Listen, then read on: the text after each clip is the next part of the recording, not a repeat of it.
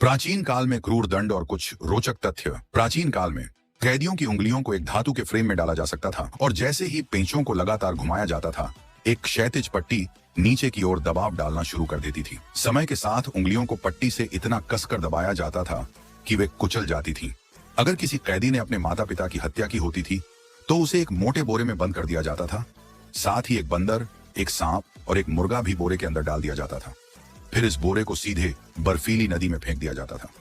इसके बाद कैदी बोरे के अंदर हताशा में संघर्ष करना शुरू कर देता था। उसे दम घुटने के डर के साथ साथ जानवरों के हिंसक हमलों का भी सामना करना पड़ता था। समय बीतने के साथ बोरा धीरे धीरे नदी के तल में डूब जाता था और कैदी उन जानवरों के साथ अपनी जान गंवा देता था। लेकिन अगर किसी कैदी ने और भी जघन्य अपराध किया होता था तो उसे एक मानव आकार के लोहे के कैबिनेट में बंद कर दिया जाता था, जिसके अंदर नुकीले कांटे लगे होते थे। लोहे का दरवाजा बंद होने के बाद ये कांटे धीरे धीरे कैदी के शरीर में घुसना शुरू कर देते थे, जिससे असहनीय दर्द होता था। कांटों के लगातार करीब आने के साथ कैदी अत्यधिक यातना में धीरे धीरे मर जाता था। निश्चित रूप से इससे भी अधिक क्रूर यातनाएं थीं, जैसे कि कैदी को जबरदस्ती एक पीतल के बैल के पेट में ठूंसना, जिसके बाद जल्लाद पीतल के बैल के नीचे आग जला देता था।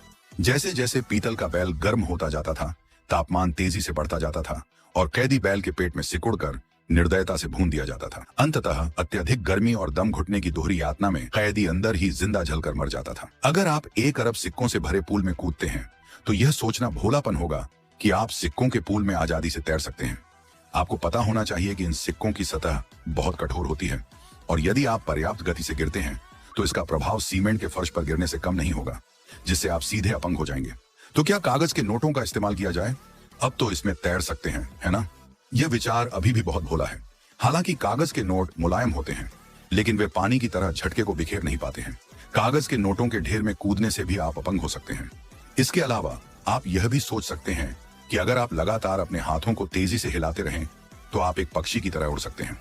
सैद्धांतिक रूप से यदि आप प्रति सेकंड 100 बार की आवृत्ति से अपने हाथों को हिला सकते हैं तो उड़ान संभव हो सकती है, लेकिन वास्तविकता में इस उच्च गति से उत्पन्न होने वाला वायु प्रतिरोध आपके हाथों को तुरंत फाड़ देगा